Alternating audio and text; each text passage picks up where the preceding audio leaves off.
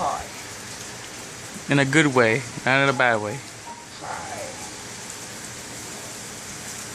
Yeah, that's my brother Simon. He's a little bit cuckoo because yeah, he's crazy.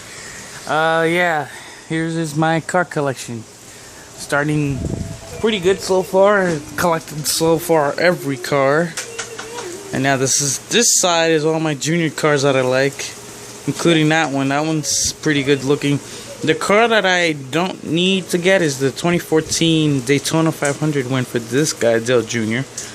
And yeah, you see a couple of cars that are new, which is this one, the patriotic car for Dale Jimmy Johnson. And the tires exactly is imprinted on the tire wall. And in this side, Jimmy Johnson's black Cobalt car for Team Hendrick. And I got a lot of cars out of here, including that one, the Plains car my father didn't have yet. But I was guessing maybe because he missed or past it, so. And here's the Iron Man so far. That's the Iron Man right there you're looking at. Because of him, Jeff Gordon, depending on how the cars would look on his car, they're planning to do a nice looking Rainbow Coalition that's going to be released, which was already shown up here in Manhattan.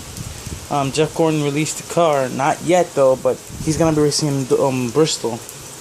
And we're planning to, probably my father will probably look for that, but since I'm a guy that's always liked cars, my collection is big. But this guy, I really like Gordon because we had a long ride with him. My father saw him in the Rainbow Coalition about twice. And my father's got a lot of Gordon cars outside on my room. And he collects all of Gordon's cars that he drives whenever he's racing them. And so far I got all Junior Motorsports cars here too. And that's all of my Junior Motorsports cars. Except for one, which is pretty obvious. You see this gray one here. This is actually Bill Elliott's test car before he was testing with this guy, Chase Elliott. And now I got father and son here too. Father and son, both here in diecast form. But this guy, you got to keep an eye out because, this guy you got to keep an eye out. He is the first time champion. Right after he was the champion too, Bill Elliott. But you got to keep an eye on this kid. He's not going to fade, not that much. But the guy you got to keep an eye on is this kid in Xfinity. Either this guy or Regan Smith, number 7. I know you're probably asking, why do I have the blue number 7 that looks just exactly like Chase Elliott's car? Well, because for some reason blue is my favorite color, and I know you're a little bit raw about this, but since I saw this number 7 car at Dover, I was thinking like, why there's 2 Napa cars? Well, probably when Chase was not around, he would drive this car and Chase would drive something else. But the funny thing is, he won this car in Texas right before he started again. So this car is awesome, including that these 2 cars are pretty even. But the only one thing is, maybe Chase must have drove this car before he jumped into the 9 car. But the thing is, Regan Smith drove Napa because he was driving something else. So when he was not in this car, when Chase was not when Chase is not going to drive the sponsor, so he took over and continued driving the Napa on his car. So that's a big difference between these 2 guys. And the funny thing is that Napa never had a chance to get back on Chase's car because he was winning so many races. He won Texas one race. He won Darlington another race, which is pretty intense. And not only that, the drivers and all, they were thinking, why would this young guy really want to win a race 2 times in Nationwide? What shocked me was that people didn't know what this kid was up to. And he was not cheating or anything, but some guys think he was just a rookie, just playing games with these guys. He wasn't. He was playing real strict games. Talking about strict, Did you hear anything about Chip Ganassi winning Rolex 24 at Daytona? I think you know these guys before. Carl Larson, the guy that won ARCA in 2014 and number 4 Target Cartwheel. That kid had a lot of jewels, really good ones. And my God, this kid was on the move. And not only that, he had a lot of respect out of one of their drivers, and that driver was Jeff Gordon. Because this guy accepted the races out of this kid, because in Chicagoland when they showed up for the chase, this kid was running them down. He was wearing them out. He chased after the big gun, which is Jeff Gordon. You know, 42 and 24 don't go together, but that guy was on the move. I mean, this kid last year was on the move. And until this year, the baby, Carlos's baby came out. And I don't know what happened. He just started to fade on us. And that was my father's favorite driver as well, Carl Larson. And now, this year, hope he does better this year, because Carl Larson's going to be on the move. Now, here is my brother's car, the number 51 Target, which is also Carl Larson starting. Don't worry about this name here, Carl Larson, but this car is actually going to be driven by Justin Allgaier for my race. And also you see a lot of cars here that I already accepted, except for this new Dover car I picked up over there in Dover. This is the brand new 2015 Camry. I know you guys seen this car, but this is the only car I picked up out of Dover. And this car looks kind of mean looking, that Camry. And the Camry looks kind of interesting. And the way it is that the Camry this year was more like a revived Camry from last year's car. And not only that, I also have Denny Hamlin's car, new Camry for 2015. This is my brother picked this up, the new 2015 FedEx Camry, FedEx Express Camry, number 11 for Denny Hamlin. And right next to that is actually his office car that my brother also picked up for Pocono. But this actually got picked up from the shop over there in Joe Gibbs over there in North Carolina. And the car looks exactly like the one in Dover over there. This car looks kind of interesting. The cars we're trying to wait for is Carl Edwards. Carl Edwards is Joe Gibbs' car.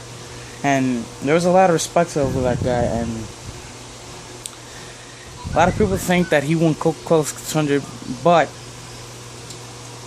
there's only one particular reason that Carl Edwards won, was because it's fuel mileage. And the Coca-Cola 600 was based on fuel mileage races, but the biggest thing is he won Coca-Cola 600 because it's fair.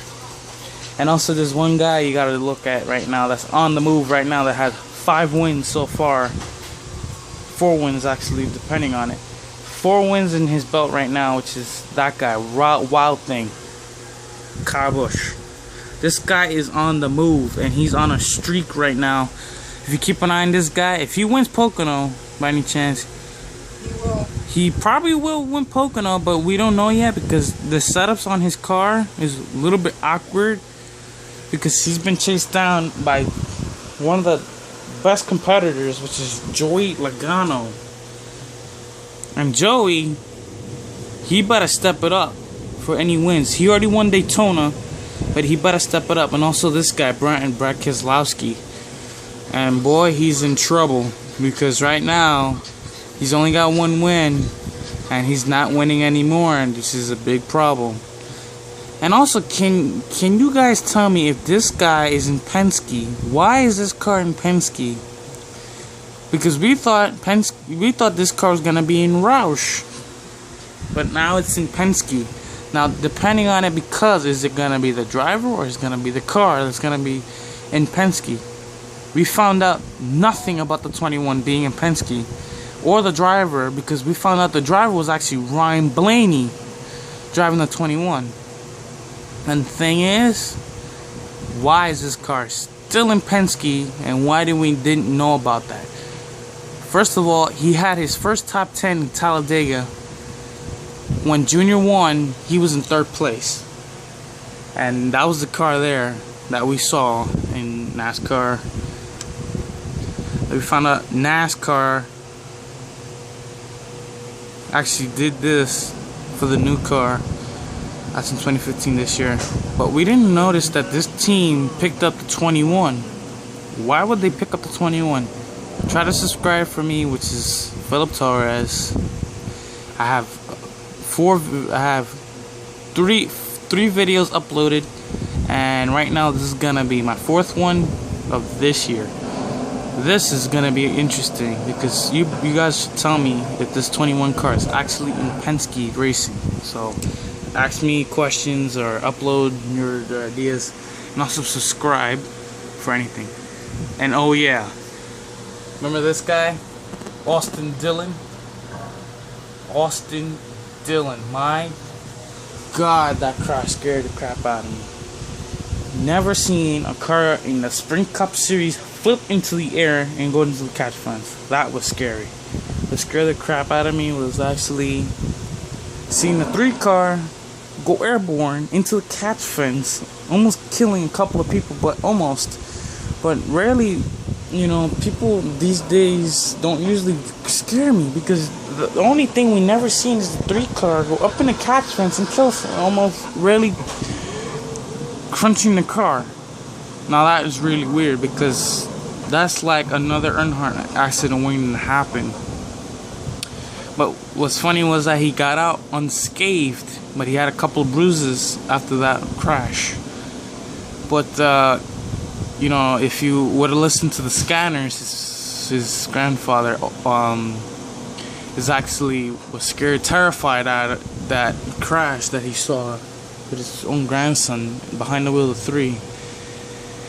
And what happened was that my brother was watching it at the last couple of laps, and my brother said, come on, run, hurry. And the last thing I see is this 3 car flip on its roof in pieces. Deck lid and all are gone. The engine is gone. And not only that, now he's still racing. Why? Because he is the man. But the wrong thing is, you cannot bring back the 3 car. That's the bad thing about it, because people think that the 3 car is a really bad idea. The problem was that Dale Jr. saw that the 3 was coming back, and he didn't like hearing about that. But that was not good. Now, for the junior cars I have. These are my junior cars. I like that one. This one's my favorite. This is the Superman car. Still intact and never been hurt or anything. This is my favorite car. But then when I saw this car, the Nationwide car, which is also awesome, but think about it. What will happen if you put this paint scheme on the Nationwide car? Well, that's up to you people out there, up in YouTube and all. YouTube should at least ask me a question. Can this paint scheme go on the Nationwide car? Because this time Nationwide should pick up the Superman car. Like the last time he did Batman on the 88. Now it's not bad, but can he revive that in this car, the new Nationwide car? And here is the 2-time winner of restrictor plates for Talladega. And this is actually, he drove the same car in Daytona, but this time with a different paint scheme. That car was awesome. That was awesome also. Now remember, I just got one question. Can he put the Superman car back in this new car, the Nationwide? That's the question. Now